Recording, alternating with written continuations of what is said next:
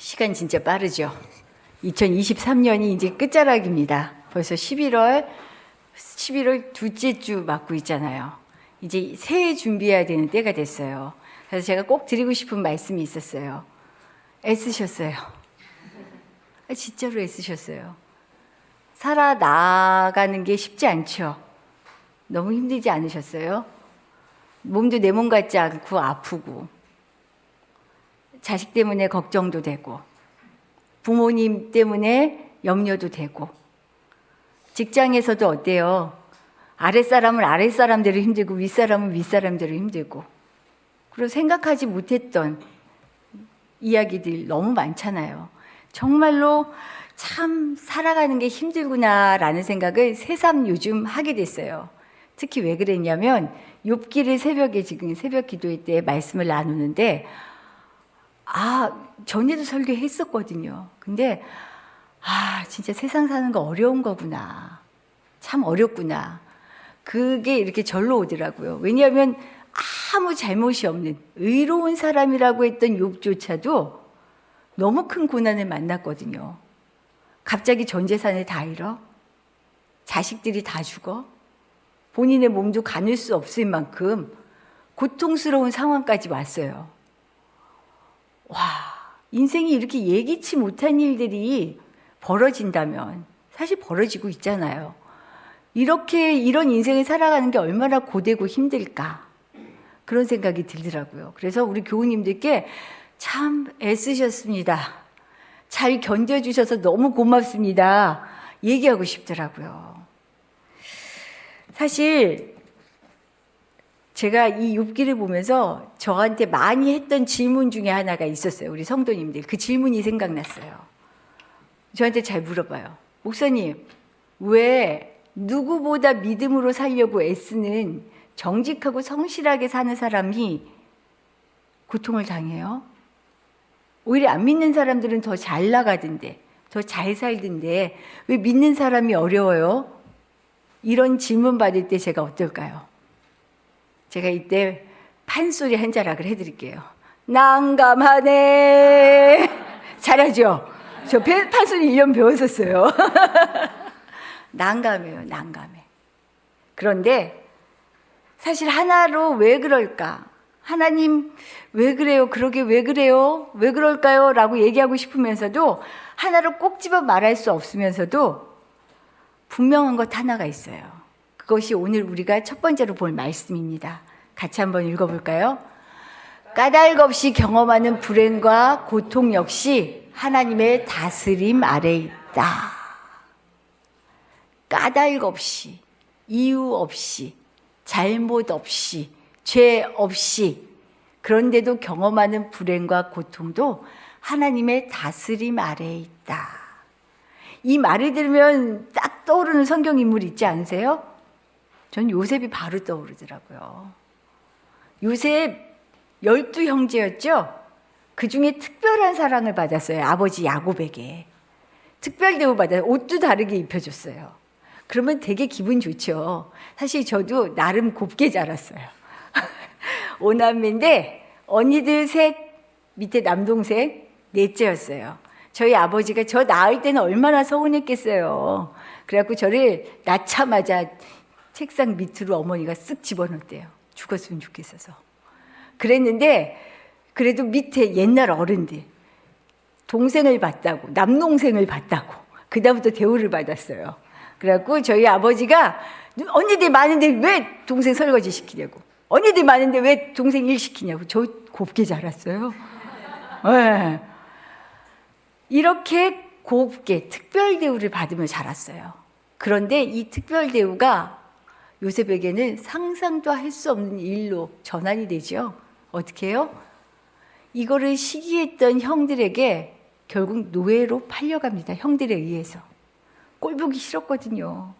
없애버리고 싶었거든요. 그래서 애굽의 노예로 팔려가요. 인생이 갑자기 17년을 살아왔던 삶과 다르게 확 전환이 돼요. 이거야말로 까닭 없이 예기치 않는 일을 만나는 장면이죠.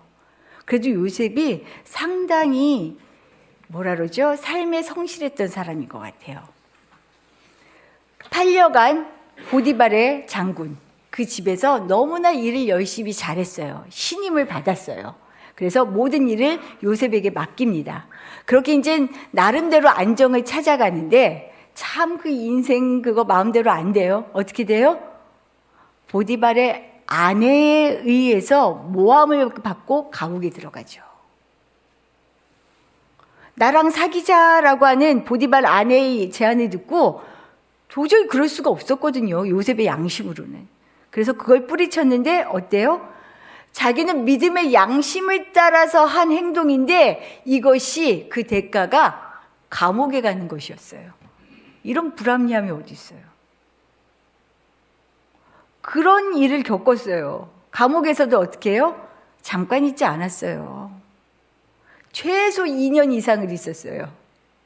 왜냐하면 그곳에서 두 간원장의 꿈을 풀어주고 나중에 바로가 꿈을 꿨을 때 이 꿈풀이를 잘한다는 얘기를 듣고 나오게 되죠. 그게 꿈 풀어주고 2년 후였거든요. 사실 감옥 속에서도 요셉은 성실했어요. 참 그 어려운 가운데 어떻게 보면 살기 위해서 하나님을 붙잡았는지 아니면 그 믿음을 보시고 하셨는지는 모르겠지만 요셉은 그 속에서도 성실하게 살면서 두 간원장이 꿈을 꿀 때 꿈을 꾸고는 이게 어떻게 되는 거야? 그러니까 앞날이 어떻게 되는 건지 궁금해할 때 얘기를 풀어주잖아요. 근데 그때 부탁한 이야기가 있어요.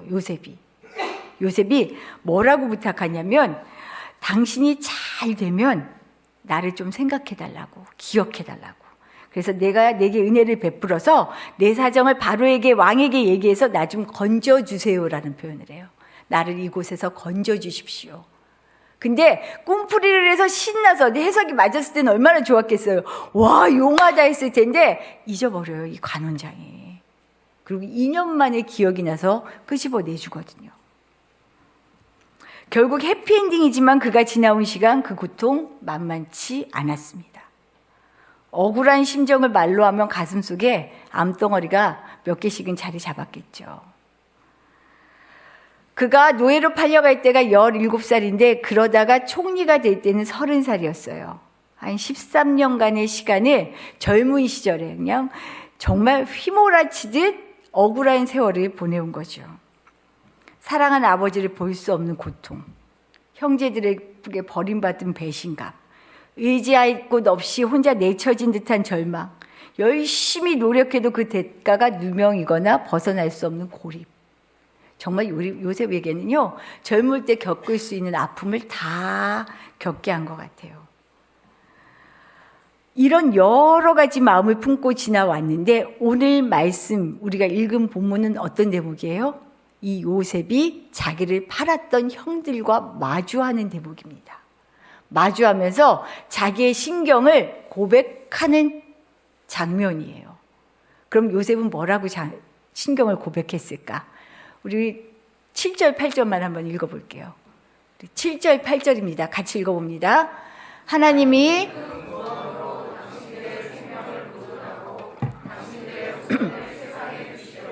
나를 당신들보다 먼저 보내셨나니 그런즉 나를 이리로 보내신 이는 당신들이 아니요 하나님이시라. 하나님이 나를 바로에게 아버지로 삼으시고 그 온 집의 주로 삼으시며 애굽 온 땅의 통치자로 삼으셨나이다. 이럴 때 나라면, 내가 요셉이라면 형들, 나를 팔았던 형들에게 이렇게 얘기할 수 있었을까? 제 생각에 만약에 요셉이 총리가 되기 이전에 더 젊었을 때 형들을 만났다면 이렇게 대답하지 못했을 것 같아요. 그러지 않아요? 어떻게 대답해요? 얼마나 억울해요. 그런데 지금 원망이 쏟아질 것 같은 요셉이요, 이렇게 고백할 수 있었던 것은 이것 때문이 아닐까라는 생각이 들어요. 모든 시간이 다 지나고 상황들을 조각 붙여서 들여다보니까 이전에는 알 수도 볼 수도 없었던 하나님의 큰 그림이 보여지는 거죠. 퍼즐 조각이 떨어져 있으면 어때요? 이거 못 맞추겠잖아요. 안 그래요? 근데 이 퍼즐 조각이 보여지는 거예요. 하나로 완성이 되어지는 그림을. 지금 총리가 된 이후에 요셉이 그걸 볼 수 있지 않았나라는 생각이 들어요. 사실 제가 이런 경험이 있어요. 웃지 마세요. 또 수영 얘기할 거니까. 제 수영이 기가 막힙니다. 1년이 지났는데요. 자유형 키판에 떼는데 6개월이 넘었고요. 그래서 주변에선 지금도 회자가 돼요. 저는 우리 수영장의 전설입니다. 그만둘 줄 알았는데 언니가 아직까지 하다니. 그래서 정말 저는 그 보호 속에, 과잉 보호 속에 살고 있어요. 그런데 그렇게 자유형과 배영까지는 갔어요.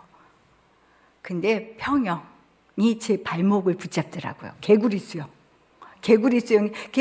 쉬울 것 같죠? 제가 오죽하면 2학년짜리 세빈이한테 교회에서 야, 나 좀 한번 해줘봐. 나 흉내 좀 내보게. 이게 발하고 손하고 따로 가야 되거든요. 이게 안 되는 거예요. 4달이 걸렸어요. 4달이 걸렸는데 우리 선생님, 불쌍한 선생님. 저한테 정말 화가 나는데 화는 못 내고 뭐라고 얘기하셨냐면 2주 전인가? 회원님, 진짜 이제 말 들을 때 됐잖아요. 근데 전 진짜로 포기하려고 그랬어요. 진짜. 이제 수영을 그만둘 때가 왔다. 저 여기 수영장도 생겼고 자유수영이나 하자. 진짜 그랬어요. 너무 안 되니까. 그래서 제가 진짜로 이랬어요. 선생님, 그러니까요. 저 이제 그만두려고요. 진심으로. 갑자기 선생님, 회원님 그러지 마세요. 할 수 있어요. 한번 해봅시다. 이러는 거예요. 선생님이 또 이렇게 나오는데 어떻게 해요? 그래, 마지막으로 한번 해보자. 그래서 수영장 동생들을 불렀죠. 나 평영 좀 가르쳐줘. 그래서 금요일과 토요일에 새벽 기도가 끝나면 8시에 그 동생들과 만났어요. 5명이 저를 붙잡고 평영을 가르쳐줬어요. 여러 가지 요인이 있었겠지만 그 중에 하나. 저보다 1살 많은 언니가요. 와, 저는 그거 잊을 수가 없어요. 지난주였어요. 제가 태릉 선수촌에 입성한 줄 알았어요. 저를 어린이 풀로 데려갔어요. 데려가더니 다른 거 하나도 안 시켜요. 거기에다 저를 이렇게 엎드리래요. 물속으로 들어가래요. 그랬더니 손끝을 봐, 손을 봐 이러는 거예요. 이걸 2시간 반을 시켜요. 손만 보래요. 그 다음에 천천히 다리를, 그 다음에 손을 하는 거예요. 속으로 저 죽을 것 같아요. 진짜 죽을 것 같더라고요. 근데 문제는 그 다음 날부터 평형이 된 거예요. 왜 그런 줄 아세요? 제가 그때 알았어요. 저는 수영을 1년 넘게 하면서 물속에서 제 손을 볼 만한 여유가 없었어요. 무서워서. 빠질 것 같았어요. 근데 물속에서 가만히 내 손이 보이기 시작한 거예요. 올라가면 내리래요. 가만히 보니까 천천히 발을 하면 되는 거구나. 옛날에 무서워서 허둥지를 대느라고 못했거든요. 빨리 하고 막 이거를 박자를 못 맞추고 있는데 발을 하고 그 다음에 천천히 발을 할 수 있게 된 거예요. 제가 깜짝 놀랐어요. 정말 물이 무서워서 그 속에서 빨리 일어나야지 하느라고 하지 못했는데 천천히 물속에 들어가서 내 손을 보고 발을 느끼고 손을 느끼니까 평형이 되는 거예요. 이거 이 다음에 하면 되는구나. 이 다음에 하면 되는구나. 이거구나. 그렇게 무서워서 빠져 죽을 것 같아서 못했는데 아무것도 아니었네. 내가 이걸 4달을 걸렸어? 억울하더라고요. 요셉은 어떻게 하나님의 큰 그림을 볼 수 있었을까요? 요셉 그가 의지한 하나님은요, 형들의 미움, 세상에서 만나는 수많은 해코지, 자신의 고통, 불행까지도요, 결국은 선하게 바꾸시는 분이 하나님이라는 것을 알게 되었기 때문에 고백할 수 있었어요. 요셉이 믿고 의지한 하나님은요, 악을 선으로 바꾸어 자신은 물론 세상을 구원하시는 분이다라는 것을 알아챘기 때문에 고백할 수 있었다는 거죠. 그럼 내가 믿고 의지한 하나님은 어떤 분이에요? 내가 믿고 의지한 하나님은 어떤 분? 까닭 없는 고통과 불행을 그냥 의미 없이 우리에게 턱 갖다 주셨을까요? 아니에요. 맞아요. 아니에요. 우리가 경험하는 불행과 고통 역시 하나님의 다스림 아래에 있습니다. 이 시간이 지나서 단련되어져서 요셉처럼 하나님의 큰 그림이 눈에 확 들어올 때, 1년, 2년, 3년, 4년, 5년, 6년, 7년, 8년, 9년, 10년, 11년, 12년, 13년, 14년, 15년, 16년, 17년, 18년, 19년, 20년, 21년, 22년, 23년, 24년, 25년, 26년, 27년, 28년, 29년, 30년, 물이 너무 무서웠는데 그 물속에 가만히 있으면서 빠지지 않아. 결국 힘 빼면 뜨게 돼 있어. 이걸 알면 확 들어오는 거예요. 이때 지나온 삶의 의미가 새겨지고요. 미움이 아니라 사랑으로 정금같이 반짝이는 인생을 살게 하시는 분이 우리 하나님이다라는 것을 알게 된다는 거죠. 그래서 가장 큰 믿음이 뭔지 아세요? 저는 이렇게 정의해요.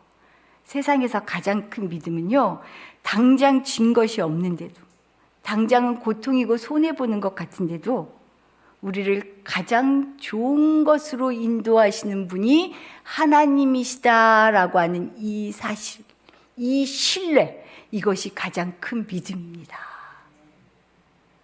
우리가 만나는 불행과 고통이 그냥 허투루 지나지 않아요.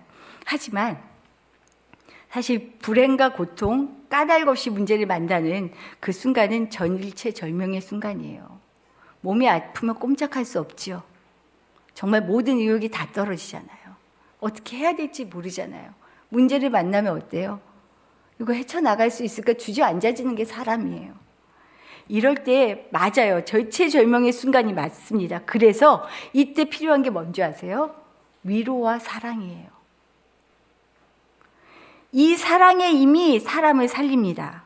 이 순간 혼자라고 느끼고 꼼짝없이 수렁 속에 갇혀서 나오지 못하면 거기서 갇혀요. 살 소망 없이 평생을 지옥을 살다가 끝나요. 그런 사람들이 얼마나 많은데요. 우리도 그래 본 경험 있지 않으세요? 전 지옥 살아본 것 같아요. 많이 살아봤어요, 순간순간. 그래서 하나님은 우리를 교회로 부르셨어요. 이미 지옥을 경험하며 살고 있는 이들과 함께하라고 말씀하십니다. 이들을 지옥에서 건져내라고 말씀하셔요. 어떻게 함께할 수 있을까? 사실 교회의 새해를 준비한다. 그냥 단순히 프로그램을 만든다. 이거는 그냥 하던 대로 하면 돼요. 근데 그렇지 않아요. 저에게도 꿈이 있어요. 마틴 루터 킹 목사님이 했던 연설 기억하시죠? I have a dream. 저에게 꿈이 있어요. 교회를 향한 꿈. 사실 그 얘기를 하고 싶었어요. 혼자 고독하게 어떻게 해야 할지도 알 수 없는 이 광야 같은 세상에서 숨 못 쉬는 사람들을 가서 말 걸어주고 끄집어내주고 괜찮아 너 혼자 아니야. 이 일을 해줄 수 있는 곳이 교회 아니겠어요? 이 일을 해야 하는 곳이 교회 아니겠어요?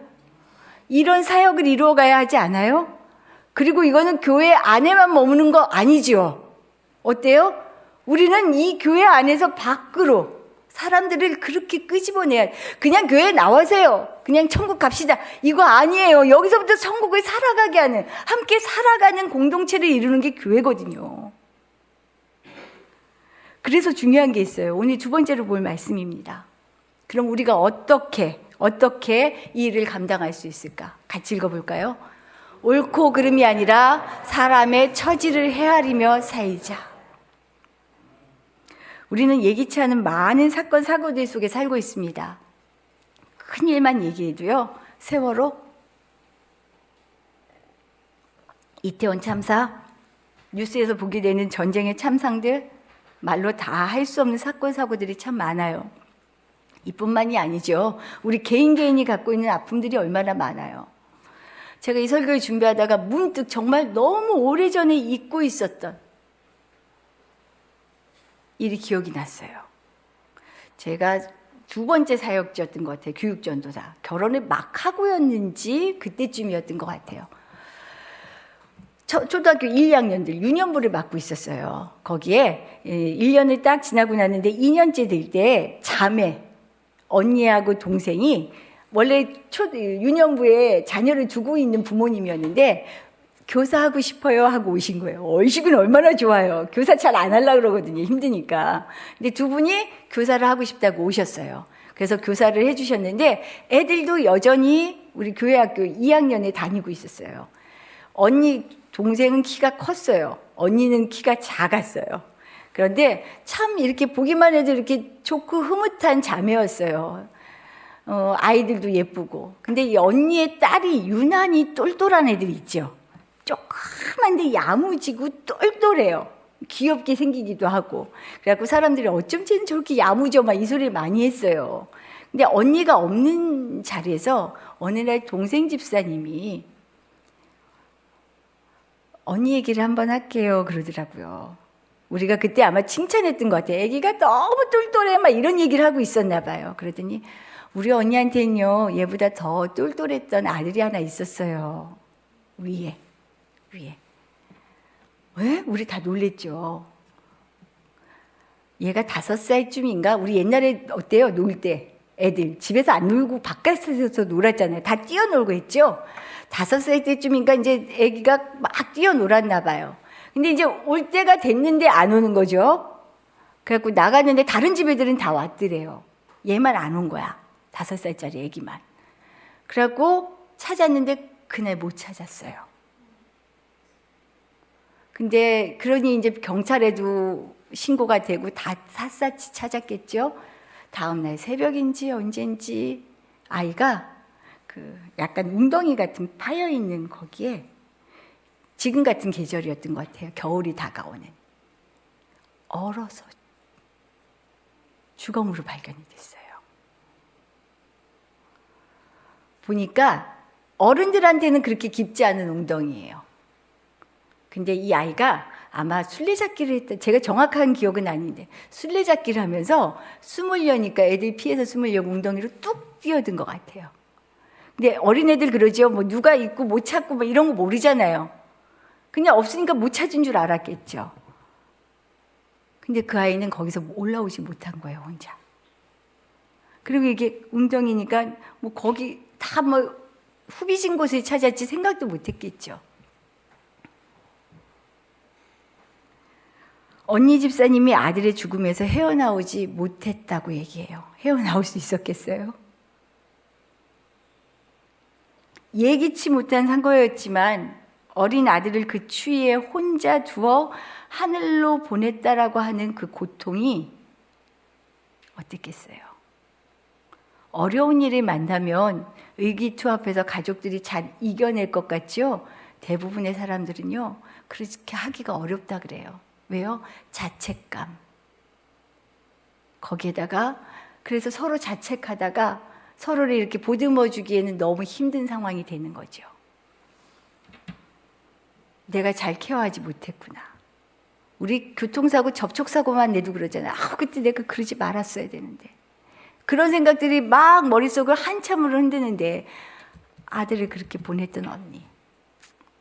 이 시간이 지나오기까지 언니는 극한 지옥을 살았다라고 얘기해요. 아픔과 상처의 흔적까지 모두 지울 수는 없지만 그래도 지금 그 지옥을 빠져나올 수 있었던 힘은요, 주님이었어요 라고 얘기하더라고요. 그래서 지금 저랑 같이 교회학교 교사를 하게 된 거예요. 교회는 이런 까닭 없는 아픔을 겪는 이들을 까닭 없이 돌아볼 책임이 있는 공동체입니다. 왜냐하면 이미 우리가 이런 까닭 없는 사랑과 돌봄을 받았잖아요.